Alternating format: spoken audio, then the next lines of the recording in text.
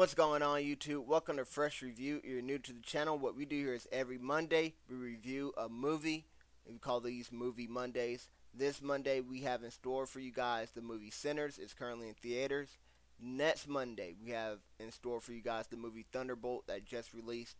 Now, if you're interested in that movie, be sure to subscribe for the content because that will be coming out next Monday. But without further ado, let's dive into the Sinners. And now we're going to have two parts of this review, a spoiler free section and a spoiler section. So you guys have not seen the movie, that's completely okay. You can stay here for the first handful of minutes, hear me give a spoiler free part, and then after that, you guys can click off the video. And you have seen the movie, I recommend staying for the whole entire thing, and then we can discuss down in the comment section down below. But without further ado, let's go into the spoiler free part. And the first question I know you guys probably have is it worth watching? And I would say yes. If you guys haven't seen, the ratings for this movie are insanely high. Rotten Tomatoes, I saw was in the high 90s, probably like 98% or so. So to break that down to you guys to know what that means. A lot of people think, oh my goodness, this is a high 98%. That means it's like a 10 out of 10. Not necessarily. Rotten Tomatoes works like this. Either you like it or you don't like the movie. So 98% of people like the movie. If that makes sense. They think it's a fresh movie. If you think it's not good, you would say it's rotten, right? So you would dislike the movie. So most people like the movie. I definitely see why.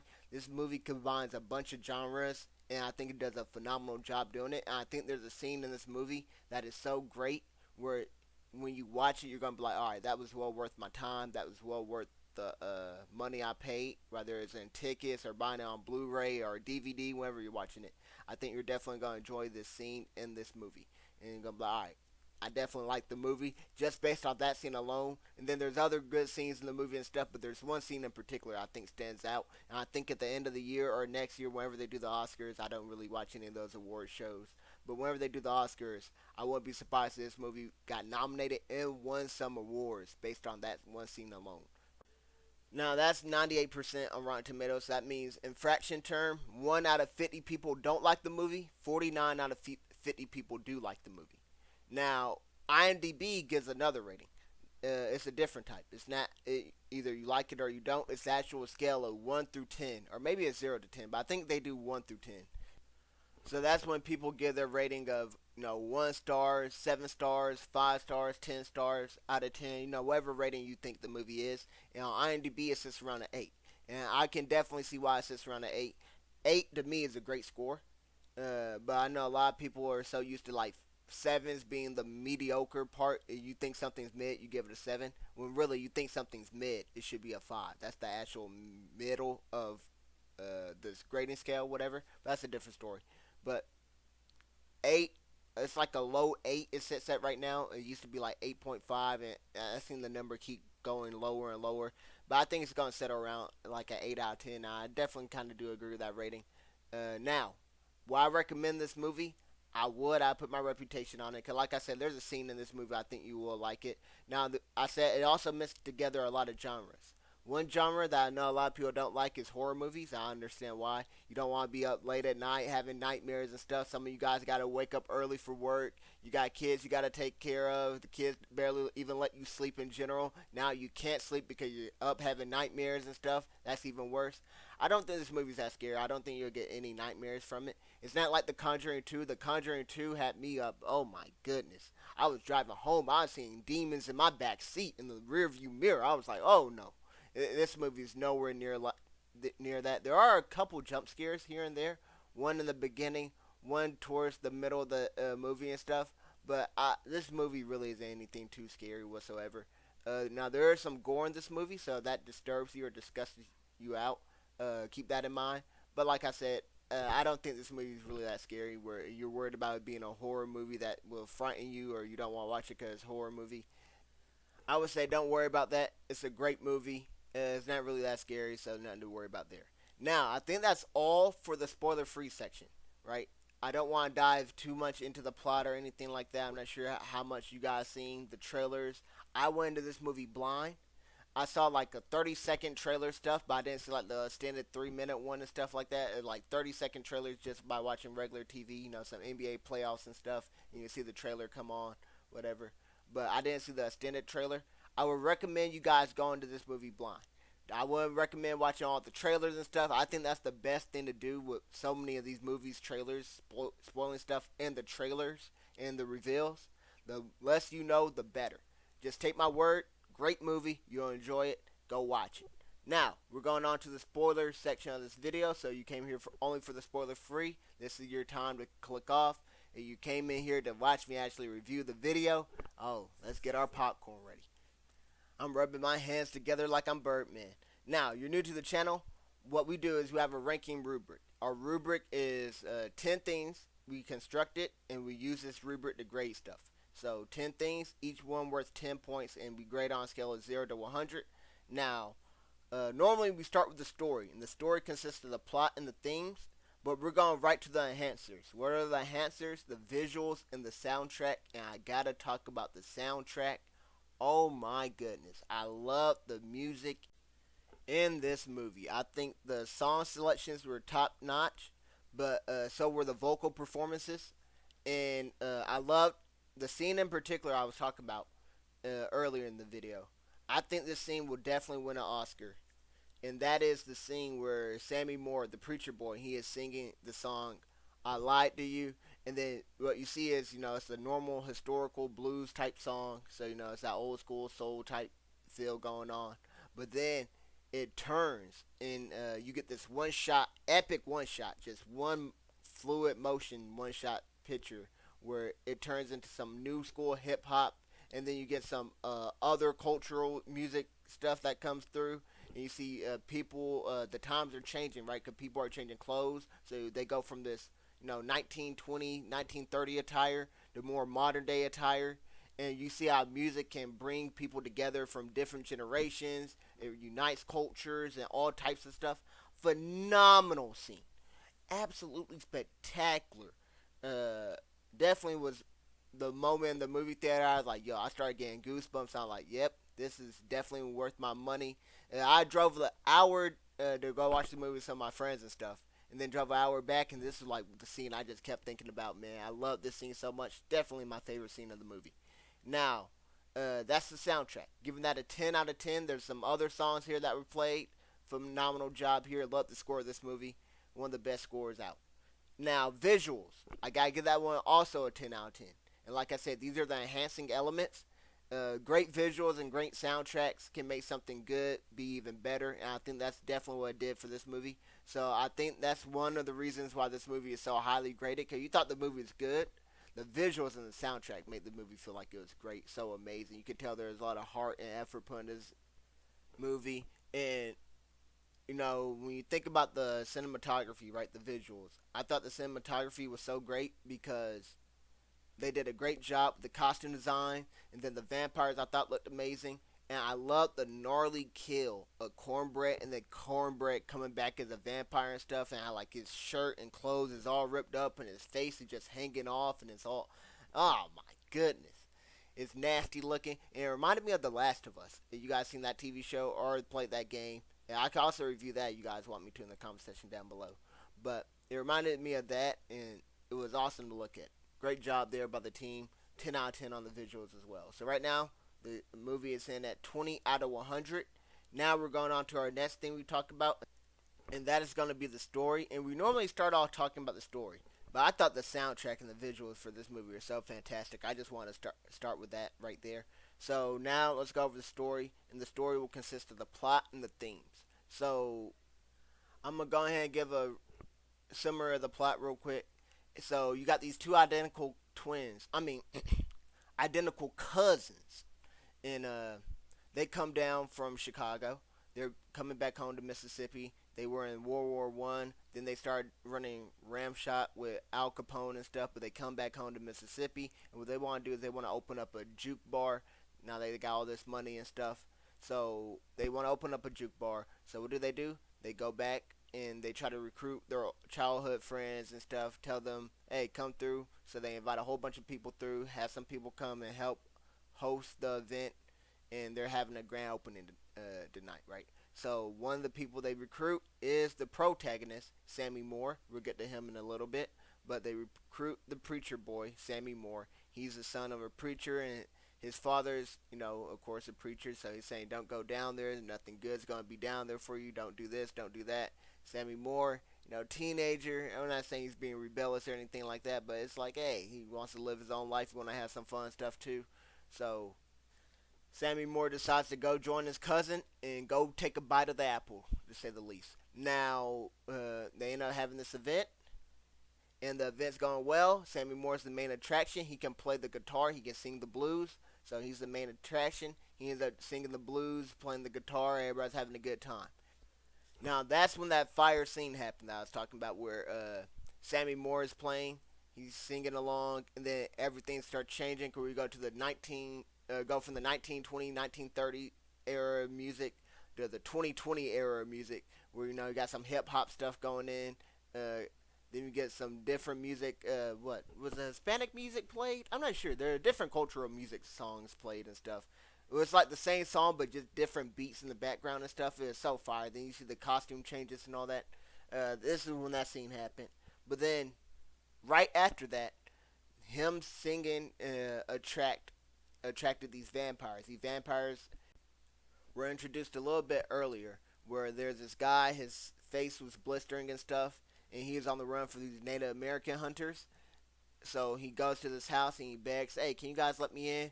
Oh my goodness, I need to get in so bad. He's telling them a whole different story. The people end up letting him in, but they didn't know he was a vampire. So he ends up turning the other two people that were inside the house, the couple, he turned them to a vampire. Now they're on his side. So now it's an army of 3 instead of just him. And then the woman also lied from the Native Americans. So the Native American hunters don't go in there to go kill the vampire or anything like that. They just leave them be.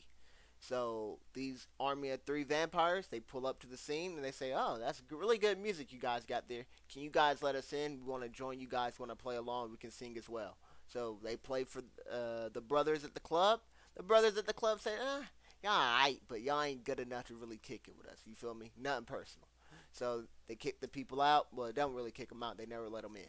So the white people just wander off. They go sit. They start, crying themselves to sleep until Mary Had a Little Lamb gets this bright idea. Why? Because Mary Had a Little Lamb is 87.5% Caucasian. So she thought she could walk over to these 3 white people and have a conversation with them. Because she said, see, I speak Caucasianese. Well, Mary, wasn't her best idea. She ends up going over there, seeing that, these people are crazy. She tries to go back to the bar, but all you see is the vampires just fly up, and you don't even see Mary turn. You just gotta take a guess on what happened. And it's so crazy, because I'm like, dang, I ain't never seen this many white people die before black people in a quote-unquote horror movie, but here we are in 2025. Times are changing. Now, Mary's turn, but nobody in the bar knows. Mary comes back to the bar and she says, Cornbread's the security guy, can you let me in? Cornbread's like, yeah, sure, Mary. You ain't even had to ask. Just come right on in. Mary goes up in there, reunites with her ex-boyfriend, Stack. I had to remember which twin. Stack and Mary get a little freak on. You feel me? Mary said, hey, I'm feeling like getting a little loosey. Let me give you a hickey real quick. So now Mary done infected this man Stack. Stack's gonna turn to a vampire, and people hear there's some commotion going on in that room, so they go check it out. Like, whoa, there's something crazy going on in there. And turns out Mary's a vampire. Everybody sees that, but Stack's bleeding profusely on the ground. Mary runs out of the bar, and people are trying to come to grips with Stack's is bleeding. He's gonna die. He ends up dying. So Smoke, his identical twin, he's distraught. He can't believe what just happened. It's supposed to be a good night, entertainment, fun. He never expected this to happen. They end up shutting down the event, sending everybody home. Well, they send everybody home. The vampires are still waiting outside. So they just turned everybody that they got sent home. Now, granted, a few members did stay because they were going to help close down the event. But then Stack finally turns to a vampire himself. So now Stack's a vampire. Everybody's a vampire except for like maybe 10 or so cast members. So then the vampires are all outside. Stack ends up leaving as well. They're all outside. They're trying to get in. The people inside, of course, just won't let them in. It's typical vampire stuff. Garlic, stake to the heart. Sunlight will kill them. Don't let them in. Don't invite them in. you're good to go. Well, the vampires say, all right, y'all don't let us in. We're just gonna go out there and then turn the people that are still in the city to vampires. And one of the Asian ladies, she says, "Oh heck no, y'all ain't gonna turn my daughter to a vampire." She invites him in. She wants to smoke. No pun intended on the other twin that's still alive. So it goes down. That's pretty much leads to the final fight. The vampires are invited in. They're let in. The Asian lady takes out her husband, who was a vampire. And they epic scene where they're just burning in hell together. The fights continue. Smoke has to take out his lover, who gets bit and is gonna turn to a vampire. He stabs her in the heart, so she doesn't turn. Smoke also has to fight his brother Stack. That's an emotional scene there. And then you get Sammy Moore, the preacher boy, who's escaping. He's trying to run, make it to daybreak. He runs into the main vampire, the lead vampire, the original one, Remick. That's the main antagonist. He runs into Remick, and it's about to be daybreak. He says a prayer. Remick repeats the prayer, and well, he continues the prayer and stuff, kind of mocking it. And then Smoke comes out of nowhere and kills Remick, and then that kind of ends the movie. Now, there's some post-credit scenes here, and I thought the mid post-credit scene was fire. I like to see that Stack and Mary were still alive, and it seemed like we could get a potential sequel here. We had aging Sammy there, just thinking about the days, or the day I should say, that happened 50 plus years ago, whatever. So Sammy's reunited with vampire Smoke. Excuse me, vampire Stack and Mary, and Stack and Mary. Well, they didn't go after Sammy because Smoke made a deal with Stack to not go after him and stuff. So I think the plot kind of gets sloppy after the first half. I won't even lie to you, but overall, I'm gonna give it a 7 out of 10. Now we go on to the themes. I thought the theme of the music reuniting the cultures and combining different generations was so fire. I would have gave it like a 10 out of 10, but I just don't think they talked about it enough. And they talked about it in the beginning of the movie about how Native Americans and other cultures knew the importance of music and all that. I just wish this movie I delved deeper into that theme, because there's a lot of themes in this movie. But overall, I'm gonna give it a 9 out of 10. So that part of the story, I'm giving a 16 out of 20. Now we're going on to our next part, and we talked about Remick and Sammy Moore while we were recapping the plot. Those are the main characters. The protagonist being Sammy Moore, and then Remick the vampire being the antagonist. I'm gonna give them both 4 out of 5, so that brings them an 8 out of 10. And then we're gonna talk about the side characters real quick. But Sammy Moore, being the preacher boy, I think that's a decently relatable concept of, you grew up in the church and stuff. You kind of want to go out there, and the movie's called Sinners. You want to go out there to a club, have a good time, do some things that aren't said in the Bible and stuff. I thought that was a good protagonist thing to do. Thought the actor did a great job, but we'll get to the acting later. Remick, the vampire, I thought he made some solid pitches. I ain't gonna lie, I might have invited him in. Like, hey, bro, you want to come here and watch the Super Bowl Sunday? Bro, we got the Eagles destroying the Chiefs, bro. You gotta watch this, dog. I ain't gonna lie, I been got bit. But I thought Remick was a solid vampire, nothing too crazy. Like I said, 4 out of 5 for both of those. And now we're going on to the side characters. I think the side characters stole the show. I'm giving the side characters a 10 out of 10. I thought they all were so interesting and provided different stuff to the movie. Love the side characters, right? World building wise, that's why I love the first half so much, because my father is from Georgia and he's from a family of 10, so I have a bunch of aunts and uncles and stuff, and this definitely felt like something that happened if I went up there and saw my aunts and uncles and all that, all my other cousins. So I definitely really related a lot to this, but 10 out of 10 there. So for the character wise, they're getting 18 out of the possible 20. Now we're going on to our next thing, and that is the writing and the actors. Now I thought the writing, which was the dialogue here, was definitely top notch, but I do have a couple problems. One, there's this joke about a dude pooping his pants and stuff. I thought that joke was badly timed, even though it was in character, if that makes sense. I didn't like that joke whatsoever, and it kind of took me out. But that's just one little nitpick thing that's going to happen in movies. But I gotta give it 8 out of 10. I thought it was really good for the most part. I can't remember too many memorable lines except for the funny ones. So that's why I'm just giving it 8 out of 10. Because I remember the one early in the scene where he's like, I don't know where you think you're going, but that bullet's gonna beat you there. You try to outrun it or something like that. When Stack had to go, Smoke had to go ahead and smoke some folks. You know what I'm saying. And then we go over to our next one, which is the acting. And wow, I love the acting here. I never really seen this twin dynamic before, the same actor. And then so after this, I saw some other people listed movies where this happened on before. I might have to check that out. Cause I really enjoyed Michael B. Jordan and Michael C. Jordan's performance in this movie. I thought they stole the show, and I enjoyed everybody's performance in this movie. I thought all the actors did a phenomenal job in this movie.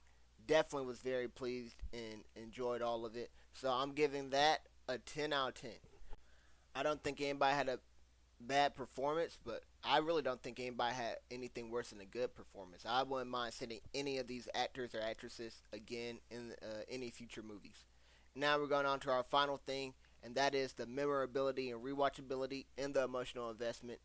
The emotional investment was tricky because there's a lot of people that died in this movie, mainly most of the cast, and I couldn't shed a tear for anybody.